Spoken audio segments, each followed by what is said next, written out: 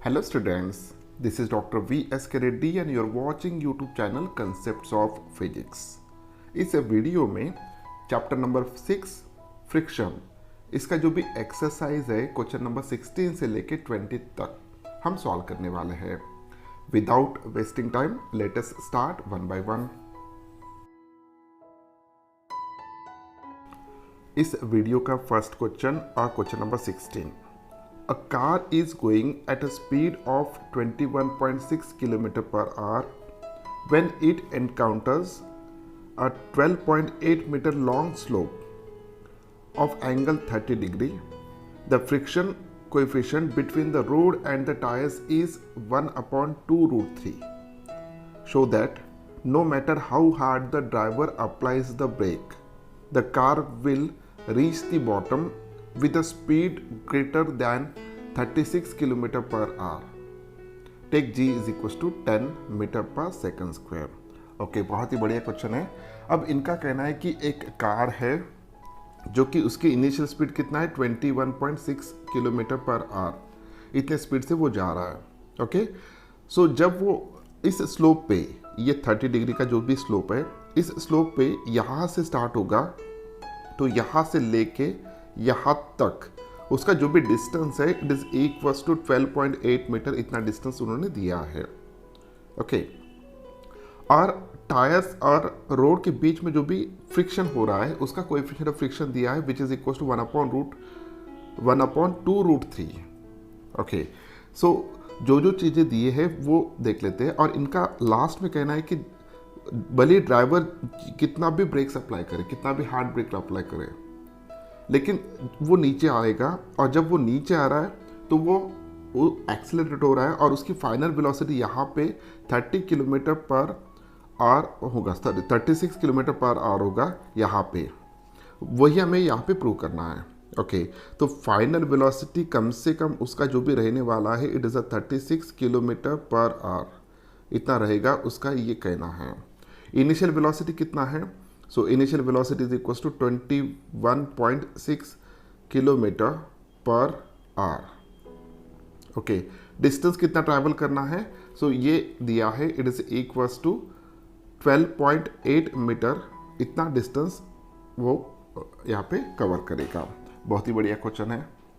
चलो, अब जो भी इनिशियल वेलोसिटी दिया है इसको हम सबसे पहले कन्वर्ट कर लेते हैं. सो u की वैल्यू जो भी है this is equals to 21.6 multiplied by 5/18. ये अब मीटर पर सेकंड में होगा. So this is equals to, अगर यहाँ पे हम देखते हैं तो ये मेरे ख्याल से यस 1.2 इतने से डिवाइड होगा यहाँ पे. ओके, सो 21.6 को 18 से डिवाइड करते हैं तो ऊपर बचेगा 1.2 मल्टीप्लाइड बाय 5, ये हो जाएगा 6 मीटर पर सेकंड. इतना स्पीड हो जाएगा. Okay, this is the initial velocity. अब यहाँ पे टोटल डिस्टेंस कितना ट्रैवल करना है वो भी दिया है which is equals to 12.8 metre. Okay, तो हम नेट एक्सेलरेशन फाइंड आउट कर लेते हैं. अब यहाँ पे जो भी एक्सेलरेशन होगा इस व्हीकल का डाउनवर्ड डायरेक्शन में, let us imagine that acceleration is equals to a. अब ये a कितना हो सकता है? देखिए, जब ये व्हीकल यहाँ पे अगर हम व्हीकल कंसिडर करते हैं तो ये व्हीकल के ऊपर इस डायरेक्शन में कौन सा फोर्स एक्ट होगा? ग्रेविटेशनल फोर्स एक्ट होगा. ओके, और उसकी वैल्यू कितना होना चाहिए? mg sin theta. ओके, और अपोजिट डायरेक्शन में कौन सा फोर्स एक्ट होगा? यहाँ पे फ्रिक्शन एक्ट होगा. इस डायरेक्शन में जो भी फ्रिक्शन फोर्स यहाँ पे एक्ट हो रहा है उस फ्रिक्शन फोर्स की वैल्यू कितना होना चाहिए? सो हम एफ आर कंसिडर करते हैं. So this F R is equals to mu into normal. Okay, अब नॉर्मल कितना एक्ट होगा? तो ये जो भी एम जी का कंपोनेंट है ऊपर की तरफ एम जी कॉस थीटा आएगा. तो यहाँ पे नेट एक्सेलरेशन जो भी है, so acceleration of that vehicle जब फुल फ्रिक्शन लग रहा है उस वक्त की बात कर रहे हैं हम, जब वो उसका स्कीडिंग हो रहा है. ओके, तो उस वक्त की बात करते हैं. तो नीचे के डायरेक्शन में वो एक्सेलरेट हो रहा है तो एम जी साइन थीटा की वैल्यू ज़्यादा होना चाहिए. M G sine theta. Okay, ये हम फोर्स कंसिडर करते हैं M A.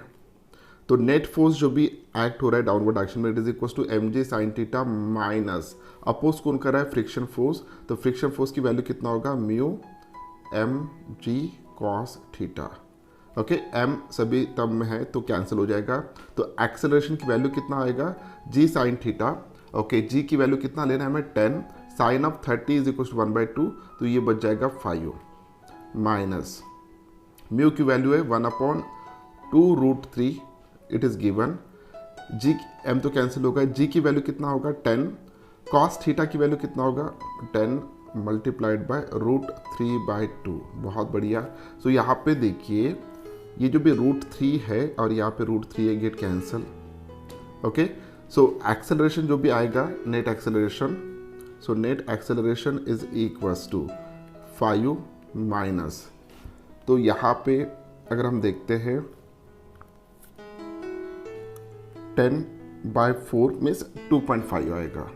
Okay, so 2.5, so this is equals to 5 minus 2.5, it is equals to 2.5, what is this one, metre per second square, ये इसका यूनिट हो गया। तो एक्सेलरेशन की वैल्यू पता है, ओके, एक्सेलरेशन की वैल्यू पता है, टोटल डिस्टेंस कितना कवर करना है वो पता है, और इनिशियल वेलोसिटी पता है।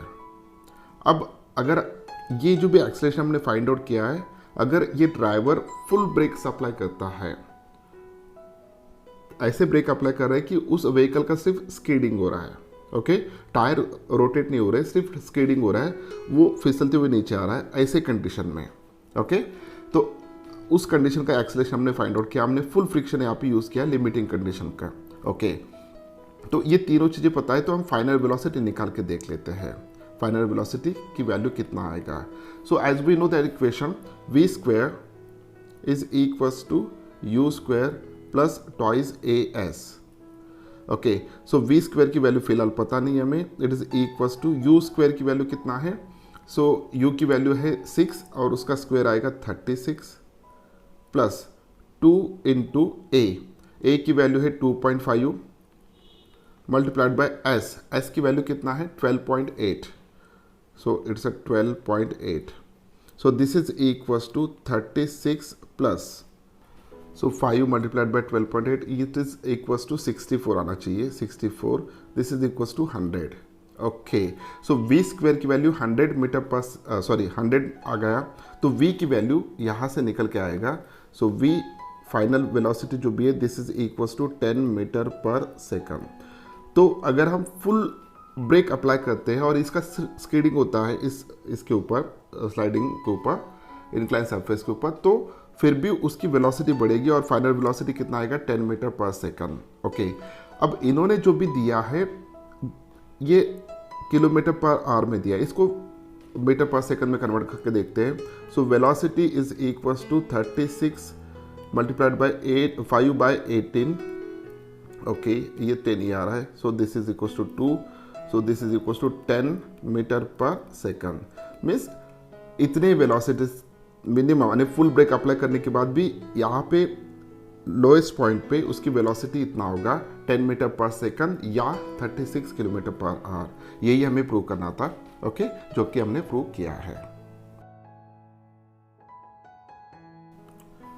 Question number 17, a car starts from rest on a half kilometer long bridge.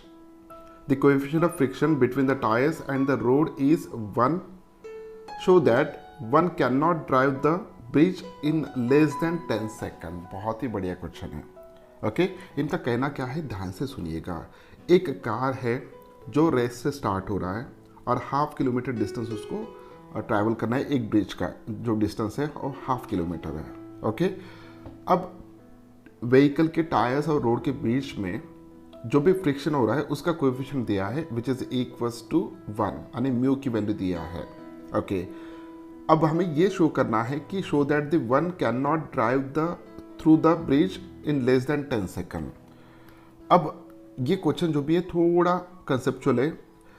अब देखिए, इस कार कोई भी हो, चाहे वो मर्सिडीज हो या BMW हो, वॉट एवर इट, उसका इंजन कितना भी पावरफुल हो, ओके, लेकिन वो जो भी व्हीकल चलेगा उसका जो भी हाईएस्ट स्पीड है, यानी उसका जो भी एक्सेलरेशन होगा वो एक्सेलरेशन किसके ऊपर डिपेंड होगा, तो डेफिनेटली वो उसके इंजन के ऊपर तो होगा ही होगा, लेकिन इंजन अगर पावरफुल है तो यहाँ पे मैटर करता है फ्रिक्शन कितना यहाँ पे मिल रहा है उसको, और इस फ्रिक्शन के कारण ही वो आगे जा पाता है।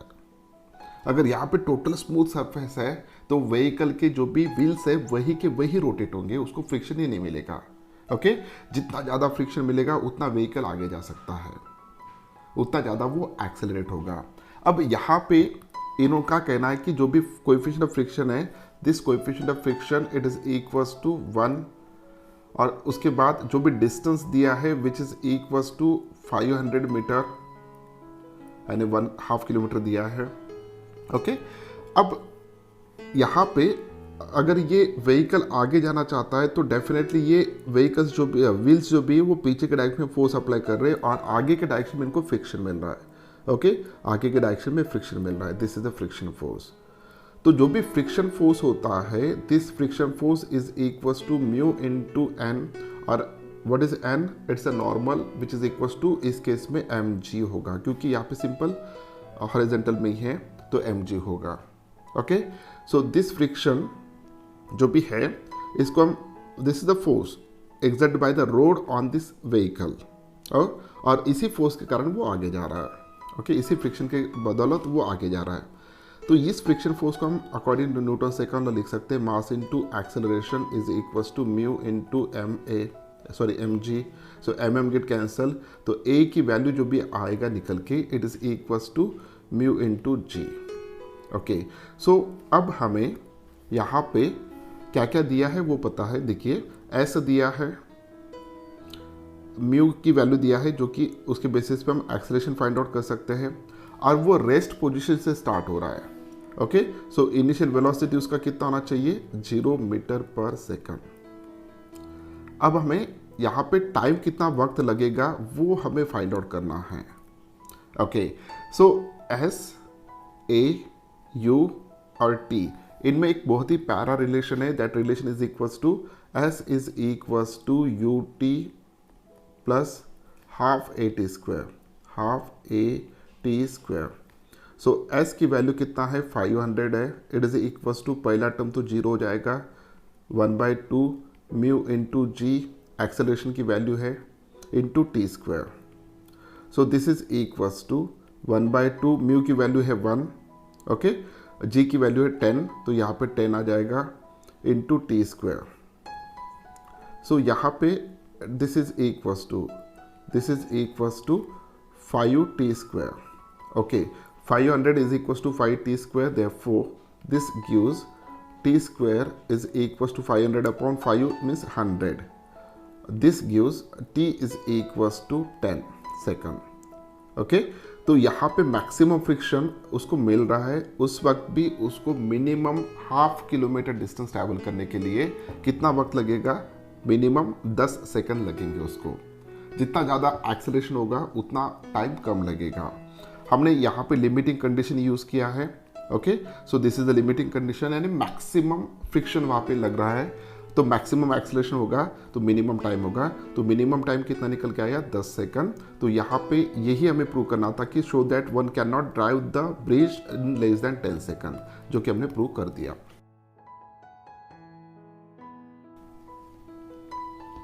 Question number 18, figure shows two blocks in contact sliding down an inclined surface of inclination 30 degree.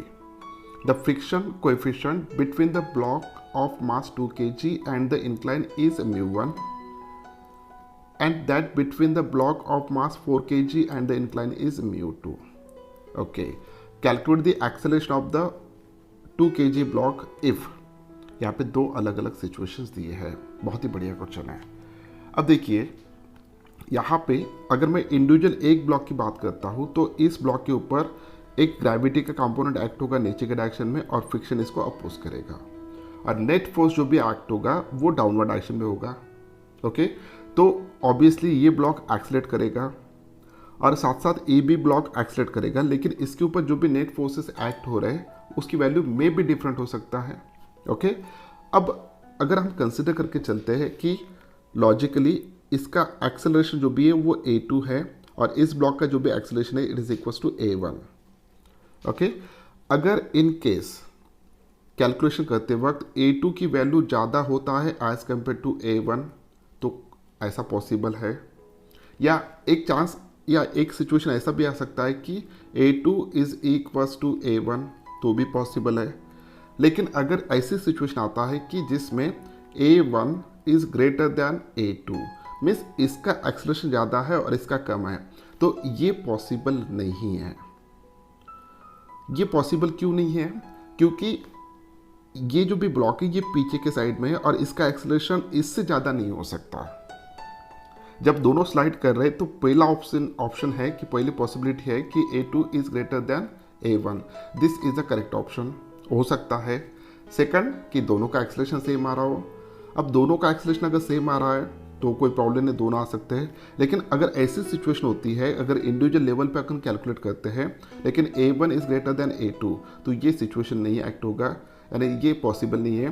तो ऐसे केस में अगर इंडिविजुअल कैलकुलेशन के बेसिस पे इसका एक्सेलरेशन ज़्यादा आ रहा है as compare to this one, तो यहाँ पे एक्शन रिएक्शन होगा दोनों ब्लॉक के बीच में। ओके, तो इस चीज़ को ध्यान में रखते हुए अब हम प्रॉब्लम्स को सॉल्व करेंगे। बहुत ईजी है, देखिए। अब हम क्या करेंगे, सबसे पहले हम दोनों का फ्री बॉडी डायग्राम यहाँ पे अप्लाई करेंगे, यूज़ करेंगे।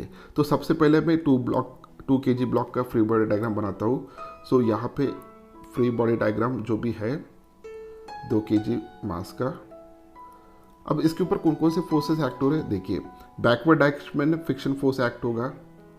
ओके, नीचे के डायरेक्शन में कंपोनेंट एक्ट होगा, कौन सा, mg sin थीटा वाला, mg sin थीटा।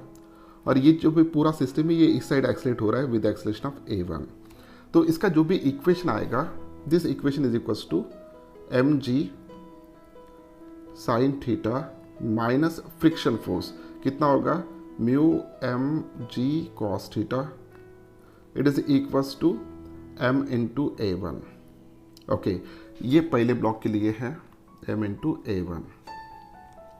अब m की वैल्यू कितना है, 2 है, g की वैल्यू कितना है, 10 है। सो ये 20 होगा, 20 इंटू 1/2 यानी 10 माइनस म्यू की वैल्यू है 0.2, mg की वैल्यू कितना होगा, 20, cos of theta, cos of 30 is equal to √3/2। So ये पूरा वैल्यूज देख ही लेते हैं, 20 multiplied by √3/2, it is equals to 2A1।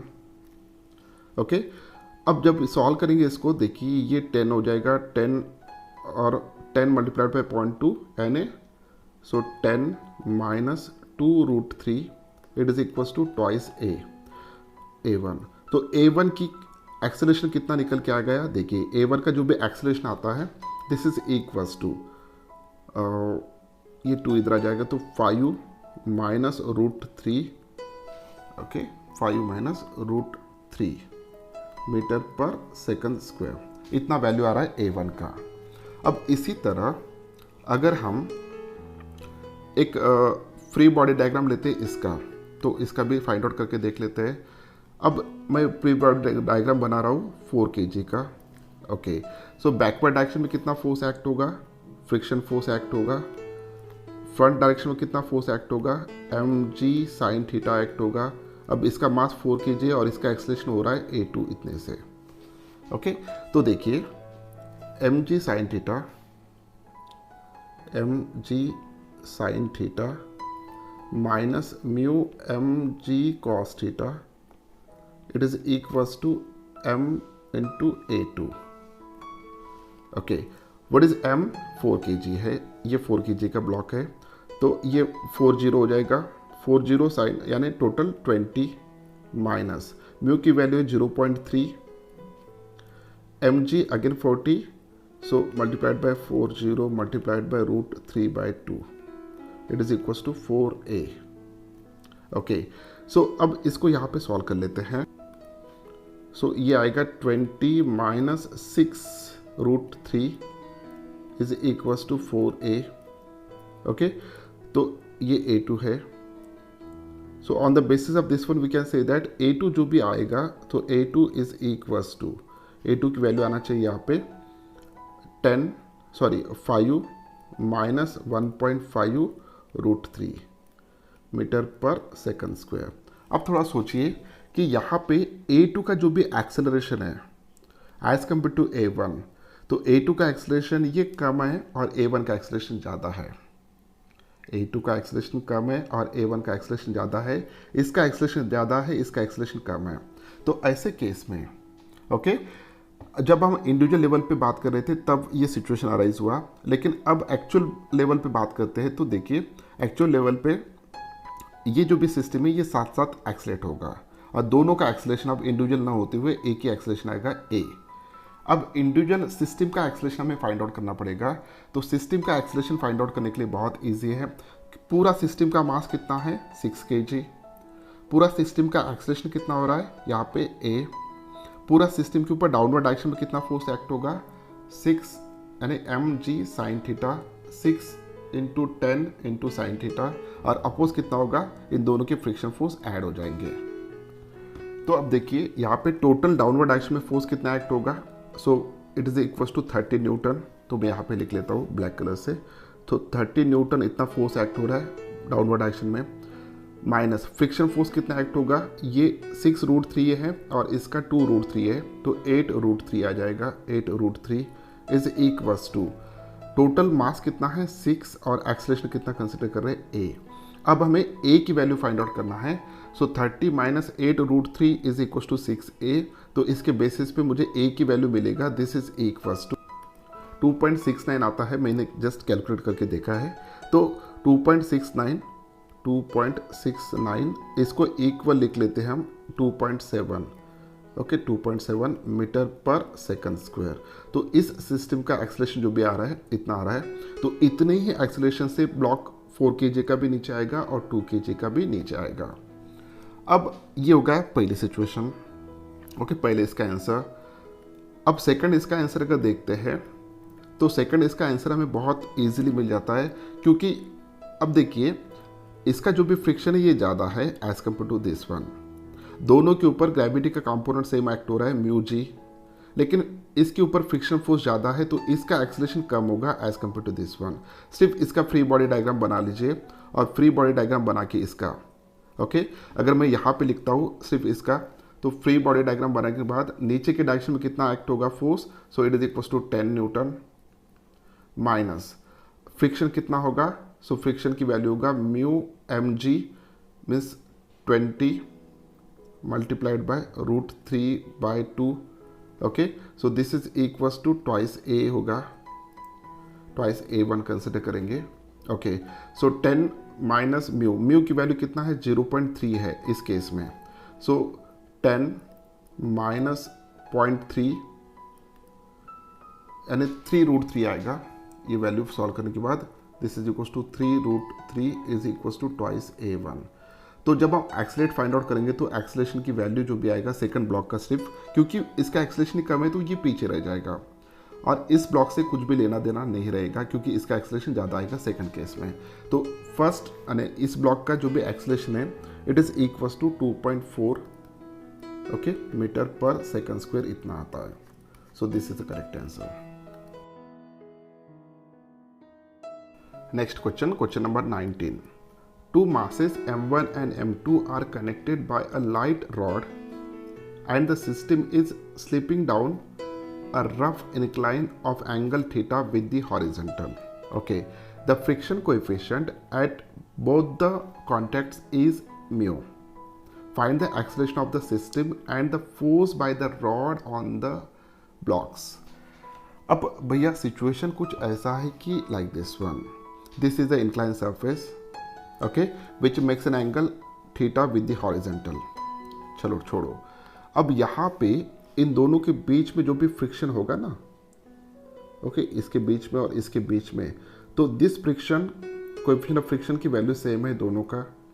इसका मास हम m1 कंसिडर करते हैं और इसका मास हम m2 कंसिडर करते हैं, ओके सो दोनों के ऊपर जो भी दोनों का जो भी एक्सेलरेशन होगा दोनों का एक्सेलरेशन सेम होगा। बहुत ध्यान से सुनिएगा, इसका भी एक्सेलरेशन कितना होना चाहिए, so acceleration should be equals to g sin theta और इतना ही एक्सेलरेशन इसका होगा।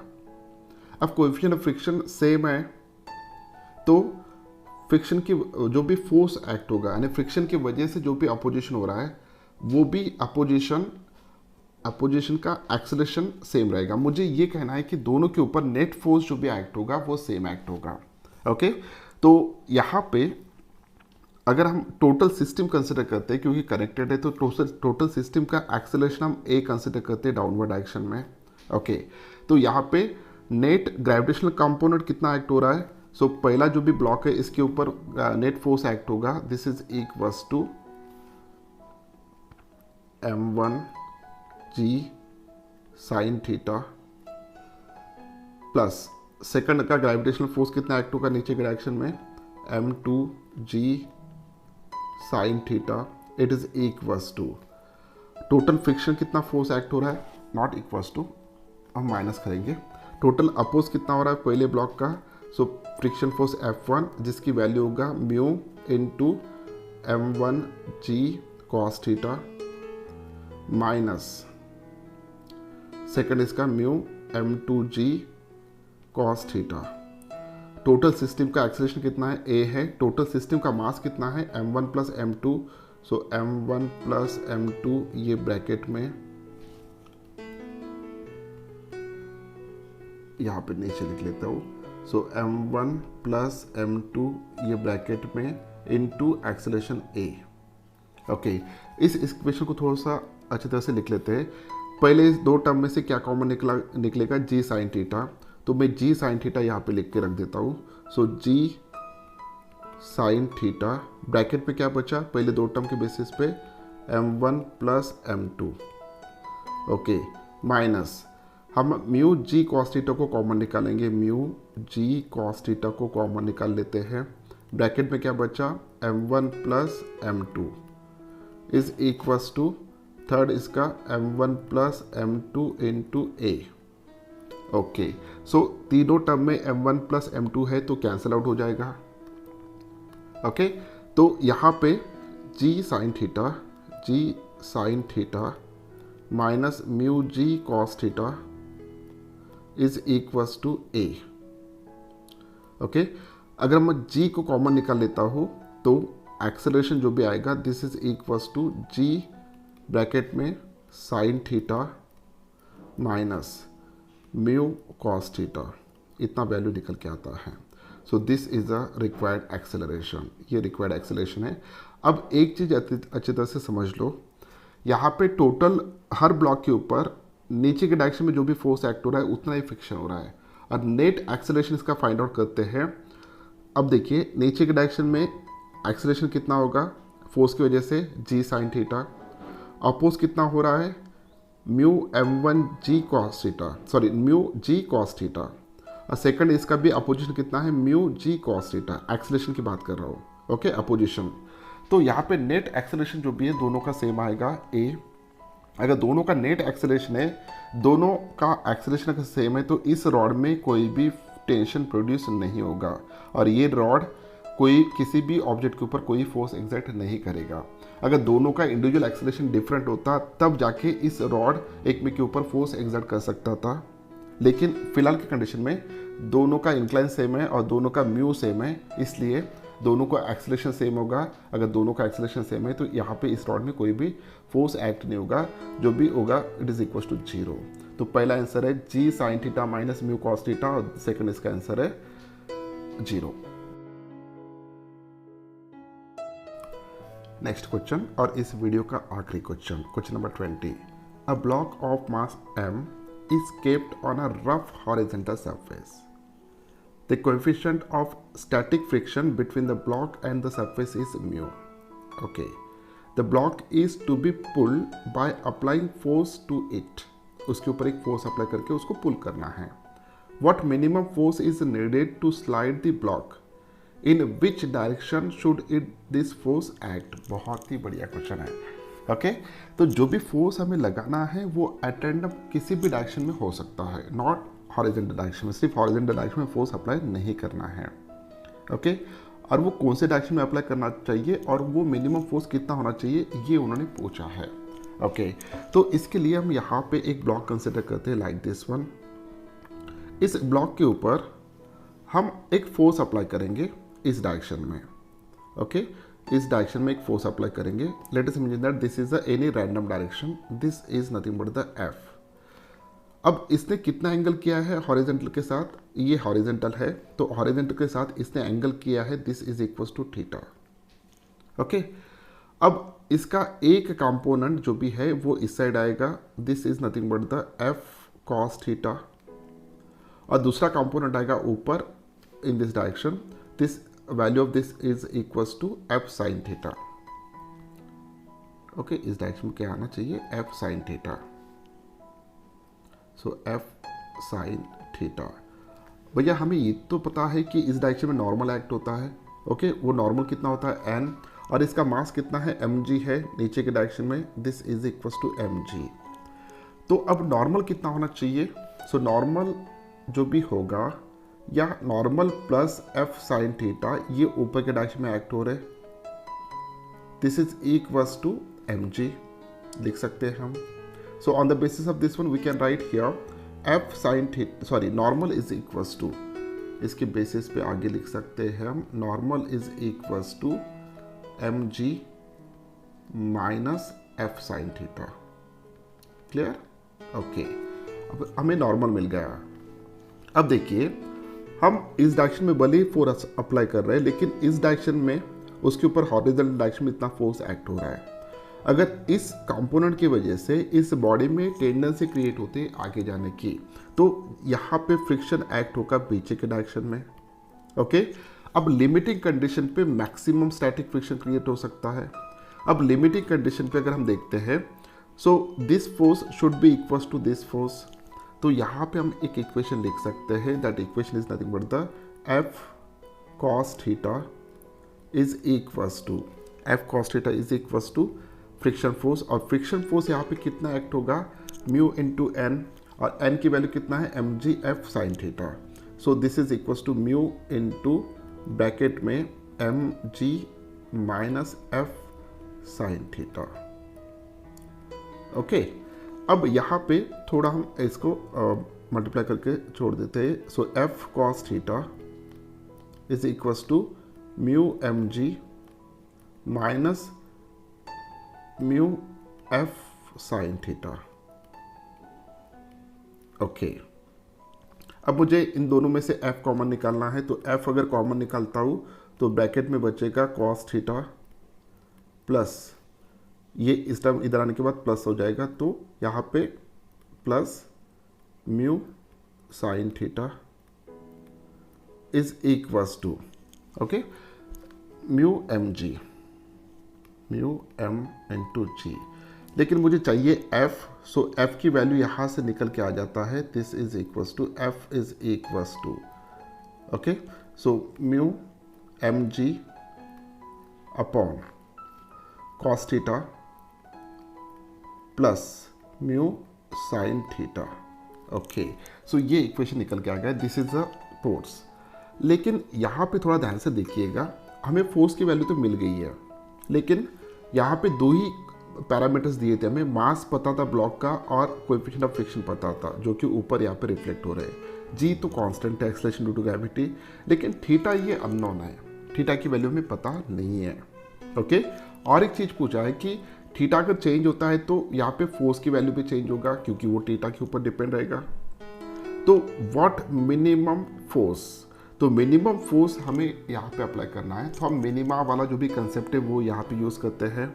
सो what is that concept, so D F by D T, so D F by D T, so D F by D theta, with respect to theta हम इसको differentiate करेंगे, तो हमें minimum force कहाँ पे एक्ट हो रहा है और किस डायरेक्शन में एक्ट होगा वो हम यहाँ पे फाइंड आउट कर सकते हैं.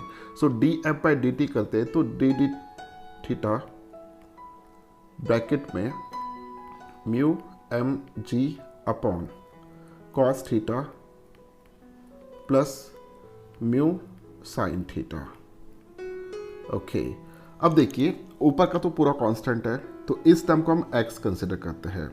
Okay, so derivative of something with respect to, समझा x लेते हैं तो 1/x का डेरिवेटिव कितना होगा, 1/x². ओके, तो उस हिसाब से अगर लेते हैं तो आफ्टर डेरिवेशन ये जो भी वैल्यू आएगा, अब इसको हम x कंसिडर कर रहे हैं. ओके, तो ये ऊपर का टर्म एज इट इज आएगा म्यू एम जी अपॉन इसका square cos theta plus mu sine theta का होल स्क्वायर इनटू, अब यहाँ पे हम जो भी कंसिडर कर रहे हैं डेरिवेटिव ऑफ 1/x की वैल्यू माइनस 1/x स्क्वायर होगा। ओके, तो उस हिसाब से यहाँ पे ये वैल्यू माइनस में आना चाहिए। ओके, अब इसको हमने x कंसिडर किया है तो उसका स्क्वायर तो ले लिया, लेकिन इसका डेरिवेटिव लेना पड़ेगा। इसका डेरिवेटिव कितना आएगा, माइनस साइन थीटा इसका derivative plus mu cos theta. Okay, इसकी वैल्यू इतना आ गया। So this is nothing but this should be equals to 0, क्योंकि D F by D T हम मिनिमा कंडीशन ढूंढ रहे हैं, तो इसकी वैल्यू 0 होना चाहिए। तो 0 is equals to this one.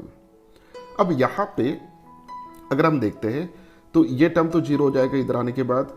अब माइनस म्यू एम जी, अब म्यू की वैल्यू दिया है, एम की वैल्यू 0 नहीं हो सकता, जी की वैल्यू 0 नहीं हो सकता। इसका मतलब है ये जो भी ब्रैकेट है इसकी value this should be equals to 0। अब इसकी वैल्यू अगर हम 0 लेते हैं, ओके, तो यहाँ पे देखिए हम लिख सकते हैं इसकी वैल्यू 0 करना है ब्रैकेट की, तो यहाँ पे हम लिख सकते हैं कि sine theta is equals to mu cos theta. तो यहाँ पे निकल के आ गया mu is equals to tan theta. Okay, mu की वैल्यू कितना आएगा, sine theta upon cos theta tan theta. अब यहाँ पे म्यू की वैल्यू आ गया टेन थीटा। अब यहाँ पे थीटा का डायरेक्शन क्या होगा, तो हम इजीली फाइंड आउट कर सकते हैं। थीटा का डायरेक्शन होगा tan inverse of mu. So ये एक वैल्यू हमारे आंसर निकल के आएगा। In which direction should this force act, तो direction should be tan inverse of mu होना चाहिए। ओके, एक चीज कंसेप्ट क्लियर हो गया। अब फोर्स की वैल्यू फाइंड आउट करना है, तो जनरल फॉर्मूला फोर्स का हमारे पास है F is equal to mu M G upon cos theta plus mu sine theta. Okay, और यहाँ पे tan थीटा की वैल्यू म्यू इतना है, ये तो डायरेक्शन मिल गया। अब इसके बेसिस पे हम यहाँ पे एक इक्वेशन लिख सकते हैं। What is that equation, see carefully. So sine theta it is equals to mu upon, sine theta is equals to mu upon under root of 1 plus mu square. और इसी तरह cos theta it is equals to 1 upon under root of 1 plus mu square. So ये दो values हम लिख सकते हैं इस इक्वेशन के बेसिस पे by using mathematical formulas. Okay, अब साइन थीटा की value mu upon under root of 1 plus mu square, यहाँ पे सब्स्टिट्यूट करो। कॉस थीटा की value 1 upon under root of 1 plus mu square, यहाँ पे सब्स्टिट्यूट करो। आफ्टर सॉल्विंग एफ की जो भी फाइनल वैल्यू आता है सॉल्व करने के बाद, वो वैल्यू आता है F is equals to mu M G, ऊपर का एज इट इज रहेगा, नीचे के पूरा सॉल्व करने के बाद ये वैल्यू आता है under root of 1 plus mu square. Okay, this is a required answer. तो मिनिमम फोर्स कितना एक्ट होगा, इतना एक्ट होगा। ओके, अब ये जो भी वैल्यूज दिए हैं ये सभी वैल्यूज गिवन डेटा में है, यहाँ पे कोई थीटा वगैरह नहीं आया, और दिस इज द डायरेक्शन।